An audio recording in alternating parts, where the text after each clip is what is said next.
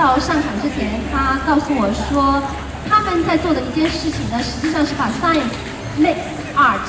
而且他刚才说，你一定要告诉他们说，在科技和文化的这个融合方面，在创客教育这方面，他们更侧重于让所有的人，无论是成人还是孩子，在这个创客教育的运动当中，首先感觉到乐趣。那么要感觉到乐趣呢，可能最好的一个接触点不是在 science， 不是在科技这个口，而是在文化艺术这一个，因为它更能让人们产生亲近感和接近感。那么 James 呢，他在开始他的创客教育这方面的 Art Mix Science 这一块呢，已经在20年前就在加拿大的多伦多在做类似这方面的一些尝试。现在呢，他们在大棚也开了类似的一些项目。那么现在我们 Welcome James Mercer come to. Okay. Good afternoon, everyone. Welcome to the Shenzhen Maker Faire exposition. And my presence here on the stage is to reflect the intersection of art, science, and technology to effectively promote the design and development of new prototypes, new technologies. I will have two students come up after to talk about their work with Arduinos, drones, and the project that I'm planning to work on, which is maglev technologies involving magnetism and interactive learning objects for children. Let's introduce it here.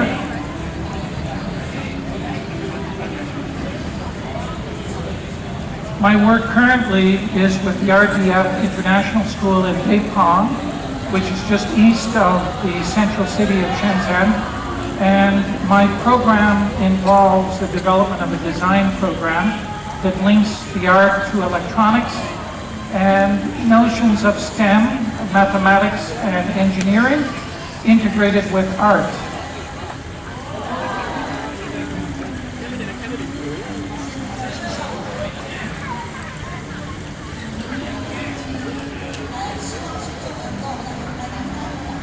My background is from Canada.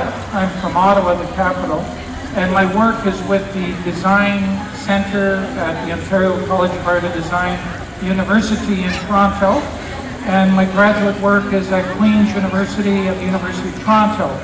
20 years ago, we started working on maker intercommunication environments between the University of Tokyo, ICC, the Intercommunication Center in Tokyo at Opera City, and the McLuhan Program in Culture and Technology to basically spark this intersection between art, science, and technology. The work that I've done with robotics and cybernetic systems involving art and engineering was done at Tsinghua University with students a few years ago, and that really helped me to develop the new program models that I'm currently developing in Dayton with my current group of students. The STEAM acronym, Science, Technology, Engineering, Art, and Mathematics, blends the STEM model, which excluded art. We need to integrate design at the center of the technology shift in terms of how we work with electronics and the way that we conduct our experiments in science. Art is all about experimentation and imagination. We need to integrate those elements together to foster the new technologies.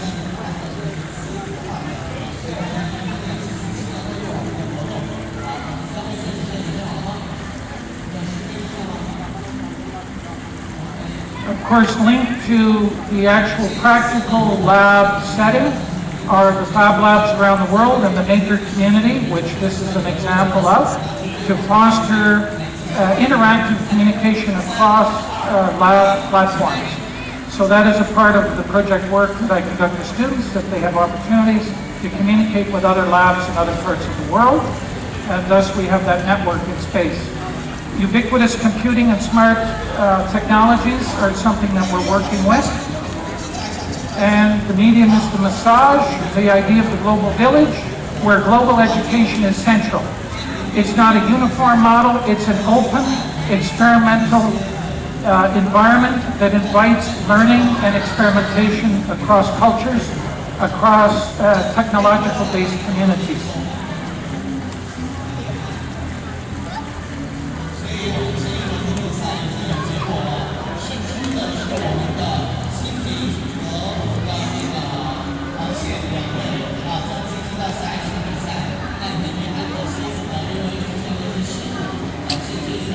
The rise of Fab Labs and the development of the maker space community. Get it to load here. Next slide.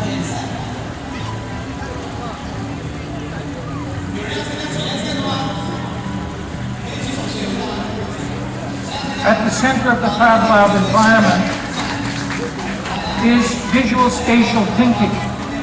Experimentation with media and technology involves the visualization of information, not as an algorithm, as a binary of code, but rather as a visual expression of seeing, of listening, okay? And thus children are totally in tune with drawing. Design is at the heart of innovation. You need drawing programs, you need design programs that stimulate imaginative thinking on a number of levels. And of course, the students are using all the new media tools, their phones, their mobile devices, etc., to support their transformation in their imagination.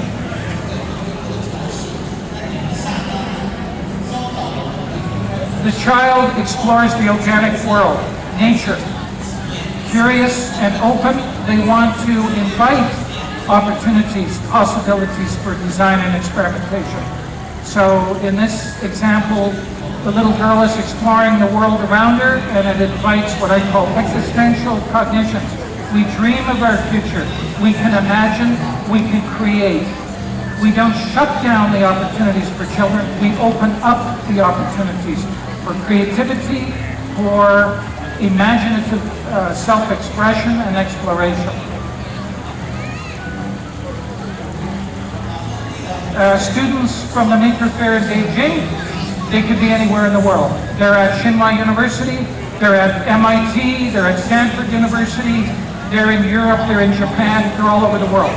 They live in a global world that is rich with media technologies, thus they see the opportunities to express themselves and discover their individuality and their creativity. At the heart of the child's imagination is playfulness. They need to play, to explore, to experiment. Open learning systems. We don't shut the kids down by giving them books. We allow them opportunities to explore a wide variety of technologies to discover their imagination.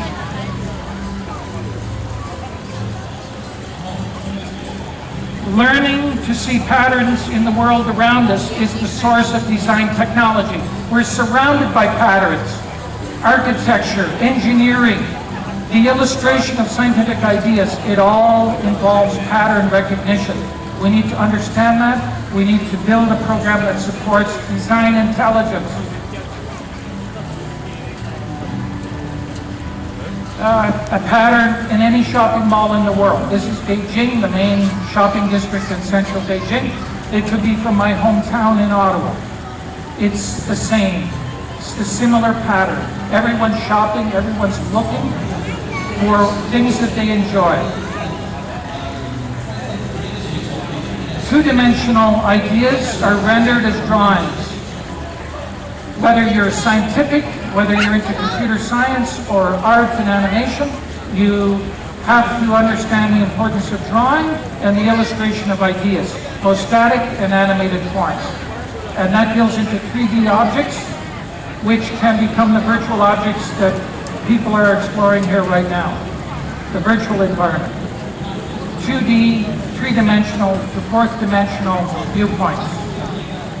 Okay, so the main idea here is to support prototyping and design development, and I would like to introduce two of my students, Evan and Burton, to the stage to speak for a few minutes about their work as 15-year-old, 16-year-old students from my high school. and they're involved in developing cybernetic information-based designs. They are involved in music. I'm a musician. We explore music as an architectural form of design. Also, multimedia, drones, whatever it may be that involves robotics or cybernetics. These kids are at the forefront of the development of such designs, and I'd like to welcome them to give a little bit of a talk. Thank you very much, and enjoy the show. Okay, go ahead.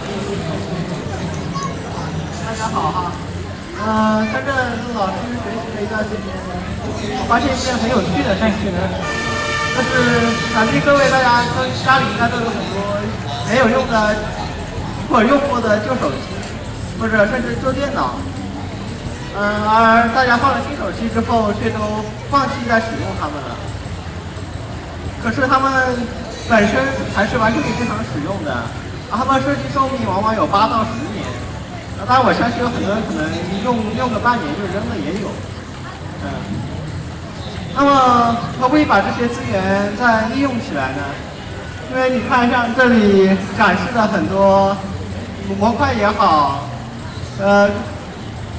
各种控制电路也好，这手机上面本身都有，而且它是更加高度集成的。所以，我现在在想，就是可不可以找一个比较通用、比较方便的解决方案，来可以把这些旧手机、旧的电子设备再回收利用起来。包括可以用于家居控制，一些即时通讯方面。这是我现在做的一件事情。所以我想说的就是，其实要创造一些东西，并不一定要创造一件新东西，而是把旧的东西再拿过来，再改造一下，再升级一下，往往是一种更加绿色、一种更加方便的一种途径。好，谢谢。Hello everyone. 我也是，其实也是老师的学生。那么我跟这个老师一块学习快半年了。那么这段时间真的是我也其实被老师创造的想象力震撼到。那么稍微给大家分享一下我的一些经验吧。就是一开始呢，可能在台前一直说的就是关于想象力和科技的结合。那么在今天这个 Mercer Faire 那么多部分都是基本上都是对科技感兴趣的嘛。那么我想说的一点就是，其实呢，那么多机器人，那么多无人机，我们把它制造出来，我们把它做了这么多的创新，其实都是就是我们搞消防的那个把它给我们与生俱来的特质。那么我就需要特别的对，由爸爸妈妈就是摆摊给你吗？才能去获得机器人。而且呢，我个人觉得，在制作、在绘画、在音乐艺术方面，想象力也是一个非常重要的。那么，如何将想象力非常自然的与科技结合呢？我觉得这是一个令人的问题。那么现在，我觉得太多的人喜欢把自己关在那些各种制度的约束下。那么我们眼前就只有，特别是现在的学生，眼前就只有公式的考试分数，而不知道这公式背后他们的意义是什么，以及这些为什么我们会有这种公式帮我们解决问题。所有的这些知识使用都只是停留在考试的只停留在考试层面，并没有真正的把它使用进生活中。那么在学习了这半年之后，我觉得只要一个知识，当它真正的能被你的想象力使用进现实生活中，那么它才是有用的，那么它才是真正是获得它的。在这样的基础上呢，我们就可以对于这些知识，对我们的想象力进行一些开发，进行一些创作，这才是真正的创作。那么今天很高兴看到那么多来到现场，那么我也觉得都是说走在很前面的先驱，那么我也是非常尊敬他们。所以说我觉得想象力才是最重要的，而且有了想象力，其实我个人觉得所有的知识，所有那些已经固定的、已经被条件化的那些知识、公式什么，都会一一的被我们很自然的去发现，很自然地创新，甚至我们可能这一代可能会发展出很多不同的东西。这就是大概的体验吧。谢谢。OK， 谢谢 James 和他的2位 partner， 也是他的学生的分享。然后 James 呢是一直从事 art and science 这方面的研究教育的一位专家。他在20年前就在加拿大开始了这样的一个探索。他探索的重点是在于把 art 和 science 更加结合在一起。刚才我们看到他的2位 partner， 也是他的学生，更多的分享了他们在这方面的实践和收获。那么我们的下一位 speaker。